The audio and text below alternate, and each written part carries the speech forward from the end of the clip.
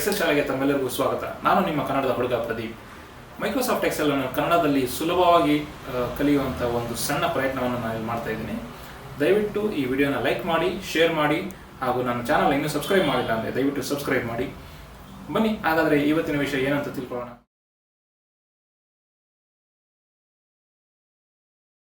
ನಮಸ್ಕಾರ ಸ್ನೇಹಿತರೆ, ಇವತ್ತಿನ ವಿಡಿಯೋದಲ್ಲಿ ನಿಮಗೆ ಎಕ್ಸೆಲ್ ಸಾರ್ಟಿಂಗ್ ಬಗ್ಗೆ ತಿಳಿಸ್ಕೊಡ್ತೀನಿ. ಸಾರ್ಟಿಂಗ್ ಅಲ್ಲಿ ಎರಡು ವಿಧಾನ ಇದೆ. ಒಂದು ವರ್ಟಿಕಲ್ ಸಾರ್ಟಿಂಗು, ಎರಡನೇದು ಹಾರಿಜಾಂಟಲ್ ಸಾರ್ಟಿಂಗ್. ವರ್ಟಿಕಲ್ ಸಾರ್ಟಿಂಗ್ ಅಂತಂದ್ರೆ ನಾವು ಕಾಲಮ್ನ ಬೇಸ್ ಆಗಿ ಇಟ್ಕೊಂಡು ನಾವು ರೋಸ್ನ ಸಾರ್ಟ್ ಮಾಡೋದಕ್ಕೆ ವರ್ಟಿಕಲ್ ಸಾರ್ಟಿಂಗ್ ಅಂತ ಕರಿತೀವಿ.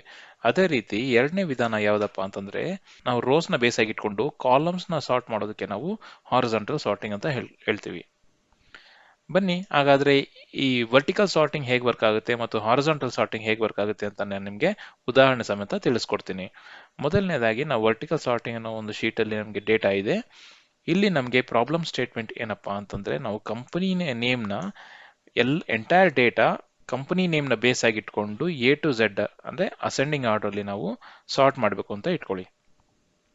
ಇಲ್ಲಿ ನಾನು ಯಾವುದೇ ಒಂದು ಇದರಲ್ಲಿ ಕರ್ಸರ್ನ ಪ್ಲೇಸ್ ಮಾಡಿ ನೋಡಿ, ಡೇಟಾನಲ್ಲಿ ಈ ಸಾರ್ಟ್ ಅನ್ನೋ ಐಕಾನ್ ಮೇಲೆ ನೀವು ಕ್ಲಿಕ್ ಮಾಡಿದಾಗ ನಿಮಗೆ ಸಾರ್ಟ್ ಅನ್ನೋ ಒಂದು ಮೆನು ಓಪನ್ ಆಗುತ್ತೆ.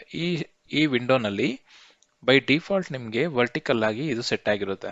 ನೋಡೋದಲ್ಲ, ಇಲ್ಲಿ ಯಾವ ಕಾಲಮ್ ಬೇಸ್ ಮೇಲೆ ನೀವು ಸಾರ್ಟ್ ಮಾಡಬೇಕು ಅಂತ ಇಲ್ಲಿ ಸೆಲೆಕ್ಟ್ ಮಾಡಬೇಕಾಗುತ್ತೆ. ಇಲ್ಲಿ ನಾವು ಕಂಪನಿ ನೇಮ್ನ ಅಸೆಂಡಿಂಗ್ ಆಗಿ ಸಾರ್ಟ್ ಮಾಡಬೇಕಾಗಿರೋದ್ರಿಂದ ನಾನು ಕಂಪನಿ ನೇಮ್ ಅಂತ ಸೆಲೆಕ್ಟ್ ಮಾಡ್ತಾ ಇದ್ದೀನಿ.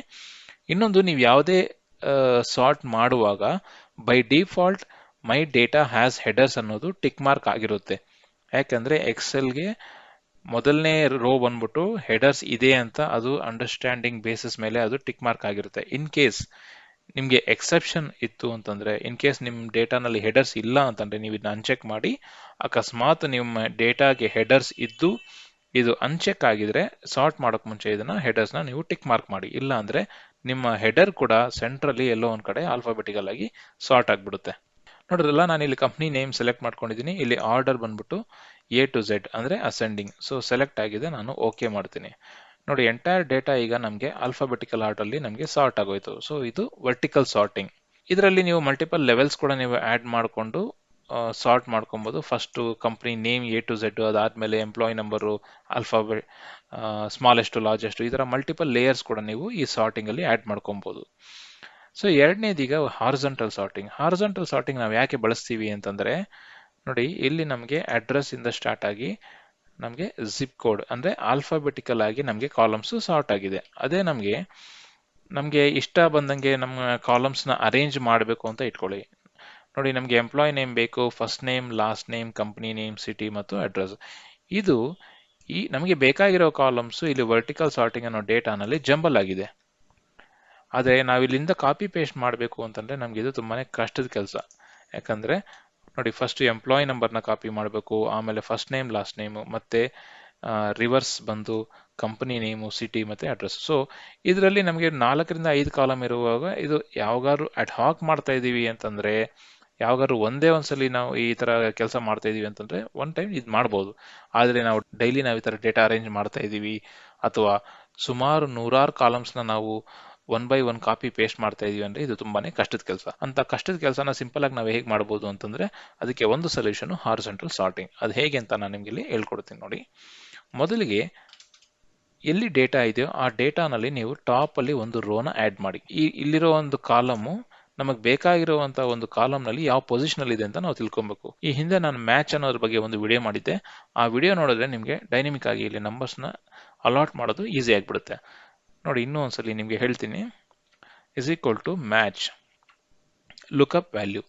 ಈ ಕಾಲಮ್ ಹೆಡರ್ ಬಂದು ನಮಗೆ ಬೇಕಾಗಿರುವಂತ ಒಂದು ಕಾಲಮ್ ಹೆಡರ್ಸ್ ಅಲ್ಲಿ ಎಷ್ಟನೇ ಪೊಸಿಷನ್ ಅಲ್ಲಿ ಇದೆ. ಸೊ ನೋಡಿ, ನಾನು ಸೆಲೆಕ್ಟ್ ಮಾಡ್ಕೊಂತೀನಿ, F4 ಮಾಡಿ ಫ್ರೀಸ್ ಮಾಡಿ ಎಕ್ಸಾಕ್ಟ್ ಮ್ಯಾಚ್ 0 ಕೊಟ್ಟು ಎಂಟರ್ ಮಾಡ್ತೀನಿ.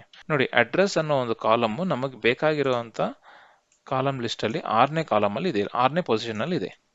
ಅದೇ ರೀತಿ ನೀವು ಇದನ್ನ ಡ್ರ್ಯಾಗ್ ಮಾಡ್ತಾ ಹೋಗಿ ರೈಟ್ ಸೈಡ್ಗೆ.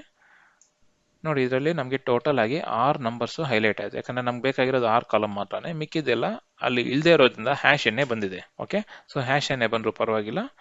ಈಗ ಎಂಟೈರ್ ಕಾಲಮ್ ಇನ್ಕ್ಲೂಡಿಂಗ್ ಈ ಫಾರ್ಮುಲಾ ಏನ್ ಹಾಕಿದೀವಿ ರೋ ನಂಬರ್ಸ್ ಅದನ್ನು ಸೇರಿಸಿ ಎಂಟೈರ್ ಡೇಟಾನ ನೀವು ಸೆಲೆಕ್ಟ್ ಮಾಡಬೇಕಾಗುತ್ತೆ. ಸೆಲೆಕ್ಟ್ ಮಾಡಿ ನೋಡಿ, ಇಲ್ಲಿ ಸಾರ್ಟ್ ಅಂತ ಕ್ಲಿಕ್ ಮಾಡಿ. ನಾನು ಹೇಳಿದ್ನಲ್ಲ, by default Excel top to bottom ಅನ್ನೋದು ಸಾರ್ಟಿಂಗ್ಗೆ ಸೆಟ್ ಆಗಿರುತ್ತೆ. ಅದನ್ನ ನಾವು ಸೀಕ್ವೆನ್ಸ್ನ ಚೇಂಜ್ ಮಾಡಬೇಕು. ಅದು ಎಲ್ಲಿ ಚೇಂಜ್ ಮಾಡಬೇಕು ಅಂತಂದ್ರೆ, ಈ ಸಾರ್ಟ್ ವಿಂಡೋನಲ್ಲಿ ಆಪ್ಷನ್ಸ್ ಮೇಲೆ ಕ್ಲಿಕ್ ಮಾಡಿ. ಆಪ್ಷನ್ಸ್ ಮೇಲೆ ಕ್ಲಿಕ್ ಮಾಡಿ ಸಾರ್ಟ್ ಲೆಫ್ಟ್ ಟು ರೈಟ್ ಅನ್ನೋ ಒಂದು ರೇಡಿಯೋ ಬಟನ್ ಚೆಕ್ ಮಾಡಿ, ಕ್ಲಿಕ್ ಮಾಡಿ ಓಕೆ ಮಾಡಿ. ಈಗ ನಿಮಗೆ ನೋಡಿ ಈ ರೋ ಕೂಡ ಇನ್ಕ್ಲೂಡ್ ಆಗುತ್ತೆ. ಇಲ್ಲಿ ಬಂದ್ಬಿಟ್ಟು ಇಷ್ಟೊತ್ತು ನಿಮಗೆ ಕಾಲಮ್ ಅಂತ ಇತ್ತು, ಈಗ ರೋ ಅಂತಿದೆ. ಈ ರೋ ಬಂದು ನೀವು ರೋ ನಂಬರ್ 1 ಅಂತ ಸೆಲೆಕ್ಟ್ ಮಾಡ್ಕೊಳ್ಳಿ. ಇಲ್ಲಿ ನಂಬರ್ಸ್ ಇರೋದ್ರಿಂದ ಆಟೋಮೆಟಿಕ್ ಆಗಿ ಅದು ನಿಮಗೆ ಸ್ಮಾಲೆಸ್ಟ್ ಟು ಲಾರ್ಜೆಸ್ಟ್ ಅಥವಾ ಲಾರ್ಜೆಸ್ಟ್ ಟು ಸ್ಮಾಲೆಸ್ಟ್ ಅಂತ ನಿಮಗೆ ಆಪ್ಷನ್ ಕೊಡ್ತಾ ಇದೆ. ನಮಗೆ ಸ್ಮಾಲೆಸ್ಟ್ ಟು ಲಾರ್ಜೆಸ್ಟ್ ಬೇಕಾಗಿರೋದ್ರಿಂದ ಸ್ಮಾಲೆಸ್ಟ್ ಟು ಲಾರ್ಜೆಸ್ಟ್ ತಗೊಂಡು ಕ್ಲಿಕ್ ಓಕೆ ಮಾಡಿ. ಈಗ ನೋಡಿ ನಮಗೆ ಮೊದಲನೇ 6 ಕಾಲಮ್ಸ್ ಏನ್ ಬೇಕಾಗಿತ್ತು ಅದು ನಮಗೆ ಇಲ್ಲಿ ಸೀಕ್ವೆನ್ಸ್ ಆಗಿ ಅರೇಂಜ್ ಆಗಿದೆ. ನೋಡಿ ನಾನು ಇನ್ಕ್ಲೂಡಿಂಗ್ ಕಾಲಮ್ಸ್ ನ ಕಾಪಿ ಮಾಡಿ ಇಲ್ಲಿ ಪೇಸ್ಟ್ ಮಾಡ್ತಾ ಇದ್ದೀನಿ. ನೋಡಿ ಇಲ್ಲಿ ಪೇಸ್ಟ್ ಮಾಡ್ತಾ ಇದ್ದೀನಿ. ನೋಡಿದ್ರಲ್ಲ, employee number, first name, last name, company name, city, address. So ಈ ತರ ನೀವು ಯಾವುದೇ ಒಂದು ಡೇಟಾನ ಅರೇಂಜ್ ಮಾಡಬೇಕು ಅಂತಂದ್ರೆ ಕ್ವಿಕ್ ಆಗಿ ನೀವು ಒಂದು ರೋನ ಆಡ್ ಮಾಡಿಕೊಂಡು ನಿಮ್ಮ ಡೇಟಾ ಎಲ್ಲಿದೆಯೋ ಆ ಡೇಟಾಗೆ ಮೇಲೆ ಒಂದು ರೋ ಆಡ್ ಮಾಡಿ ಮ್ಯಾಚ್ ಫಂಕ್ಷನ್ ಇಂದ ಆ ಕಾಲಮ್ನ ಪೊಸಿಷನ್ ನಂಬರ್ನ ಇಲ್ಲಿ ತಗೊಂಡ್ಬಂದು ಆಮೇಲೆ ಇದನ್ನ ನೀವು ಎಂಟೈರ್ ಟೇಬಲ್ನ ಸಾರ್ಟ್ ಮಾಡಿ ಕ್ವಿಕ್ ಆಗಿ ಕಾಪಿ ಪೇಸ್ಟ್ ಮಾಡಬಹುದು. ನೋಡಿದ್ರಲ್ಲ ಸ್ನೇಹಿತರೆ, ನಿಮಗೆ ಈ ವರ್ಟಿಕಲ್ ಸಾರ್ಟಿಂಗ್ ಮತ್ತೆ ಹಾರಿಜಾಂಟಲ್ ಸಾರ್ಟಿಂಗ್ ಎರಡೂ ನಿಮಗೆ ಕ್ಲಿಯರ್ ಆಗಿ ಅರ್ಥ ಆಗಿದೆ ಅಂತ ಭಾವಿಸ್ತಾ, ದಯವಿಟ್ಟು ನನ್ನ ಚಾನೆಲ್ನ ಇನ್ನೂ ಸಬ್ಸ್ಕ್ರೈಬ್ ಮಾಡಿಲ್ಲ ಅಂದರೆ ಸಬ್ಸ್ಕ್ರೈಬ್ ಮಾಡಿ, ಲೈಕ್ ಮಾಡಿ, ಶೇರ್ ಮಾಡಿ, ಪ್ರೋತ್ಸಾಹಿಸಿ. ಧನ್ಯವಾದಗಳು.